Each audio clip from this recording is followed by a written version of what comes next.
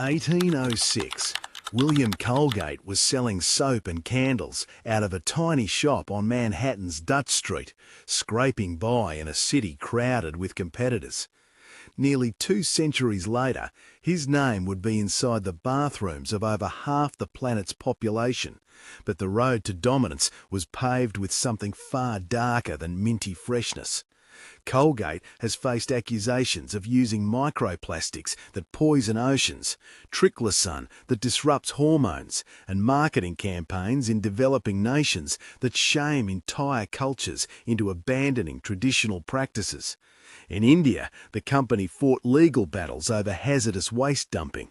In Central America, factories allegedly polluted rivers communities depended on for survival. The smile you see in every ad hides a trail of environmental destruction and corporate manipulation. This is the toxic truth behind the bright white teeth. For over 200 years, the Colgate name has been synonymous with hygiene, health, and the quintessential of the American dream. We see the logo in every supermarket aisle, a comforting red and white beacon of reliability. But the history of Colgate is not a simple story of a small-town soap maker done good. It is a story of a relentless industrial machine that learned how to commodify human biology, manipulate public perception, and steamroll global competitors through a mixture of religious fervour and ruthless capitalism. William Colgate arrived in New York City as a young man with little more than a recipe for soap and a devout Baptist faith. In the early 1800s, soap was a luxury or a crude homemade necessity, usually smelling of rendered animal fat and lye. Colgate saw an opportunity to bring luxury to the masses.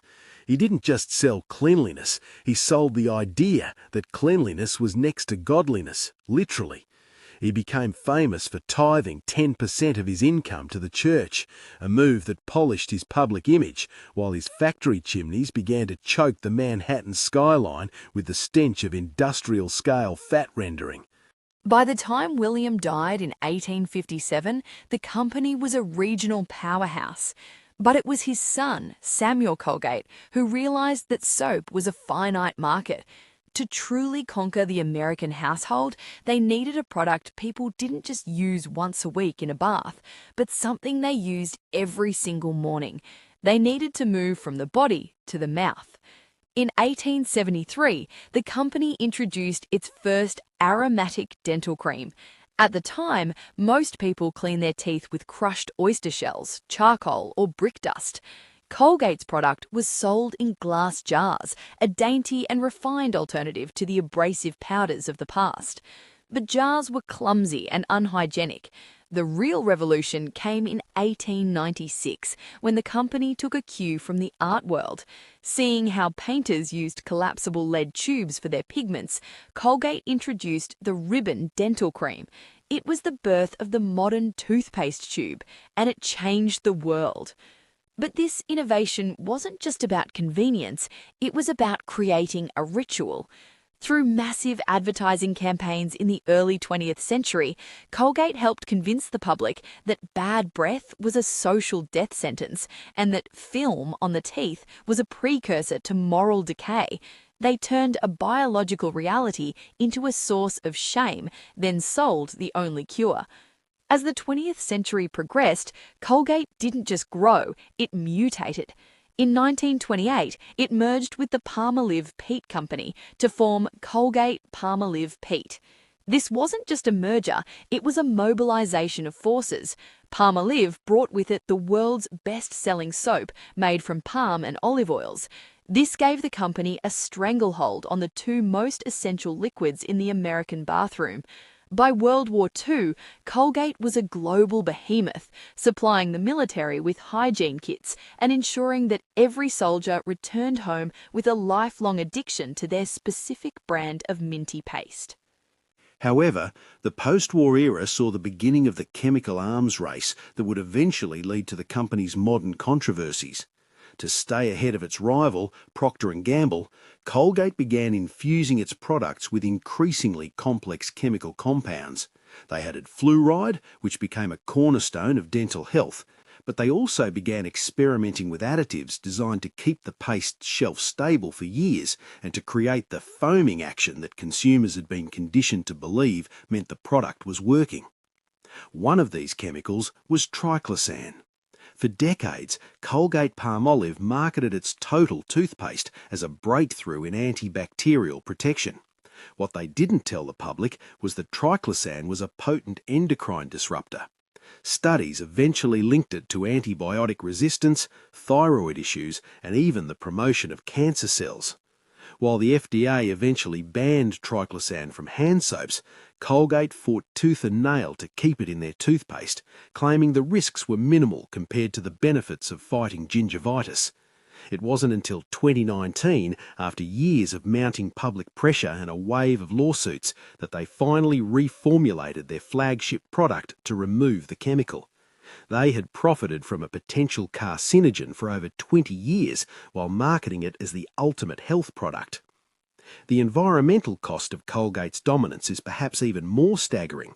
To produce the millions of gallons of liquid soap and tubes of paste sold annually, the company requires a massive amount of palm oil. This demand has turned the company into a primary driver of deforestation in Southeast Asia. Huge swathes of ancient rainforest in Indonesia and Malaysia have been razed to make way for palm plantations. These forests are the lungs of the planet and the home of the endangered orangutan, yet they are being obliterated so that we can have the specific lathering texture we've been told we need. Despite public pledges to move toward sustainable palm oil, investigative reports by organisations like Amnesty International have repeatedly found Colgate's supply chains linked to child labour, forced labour and illegal land clearing. Then there is the issue of microplastics. For years, Colgate used plastic microbeads in its exfoliating products and even some toothpastes. These microscopic spheres of plastic are too small for water treatment plants to filter out. They flow directly into the oceans, where they are consumed by fish and enter the human food chain. When the public caught on, Colgate promised to phase them out, but the damage to the marine ecosystem was already done. A permanent plastic legacy left behind by a company that claims to care about the health of the world. Perhaps the most insidious part of the Colgate story is its strategy in the developing world. In countries like India, people had used neem twigs, charcoal and salt to clean their teeth for millennia. These methods were effective, free and sustainable. In the late 20th century, Colgate launched massive, aggressive marketing campaigns designed to portray these traditional methods as primitive and unhygienic. They sent dental health vans into rural villages to teach children that they needed chemical toothpaste to be modern and healthy. Once they had successfully shamed a generation into abandoning their traditional practices, Colgate achieved a near monopoly in these markets. But then something ironic happened. As the natural movement took hold in the West, Colgate began launching neem and charcoal-flavoured toothpastes at a premium price. They destroyed a local culture's traditional medicine only to repackage it and sell it back to them as a corporate product. It was a masterclass in cultural imperialism masked as public health. The company's expansion into the pet food industry through the acquisition of Hill's Pet Nutrition further solidified its control over the household. Much like their strategy with human toothpaste, they marketed Hill's Science Diet as a medical necessity, often sold exclusively through veterinarians.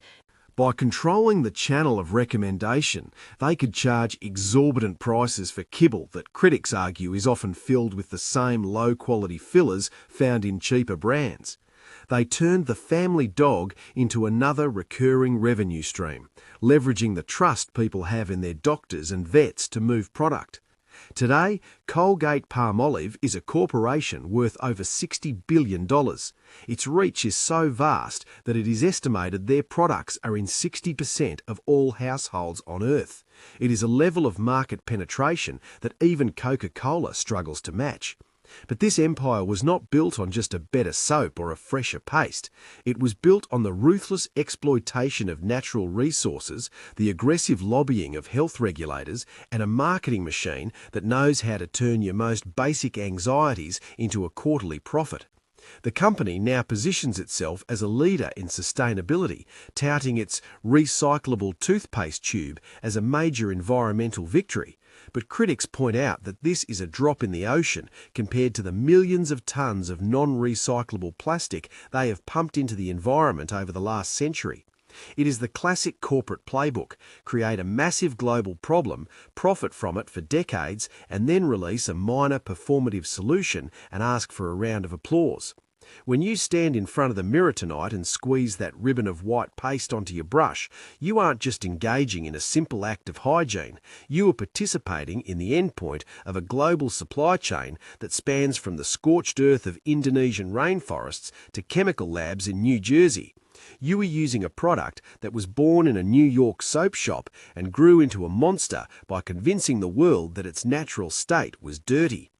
Colgate likes to talk about the power of a smile, but when you look at the history of the company, the chemical scandals, the environmental destruction, and the exploitation of developing nations, and the suppression of traditional knowledge, it becomes clear that the smile is just a mask. Behind the bright white advertisements and the clinical promises of the 1800s Baptist soap maker lies a corporate entity that values market share over human health and quarterly dividends over the survival of the planet. This is the story of how the world's most trusted name in hygiene became one of its most pervasive polluters. This is the industrial grime behind the world's favorite toothpaste.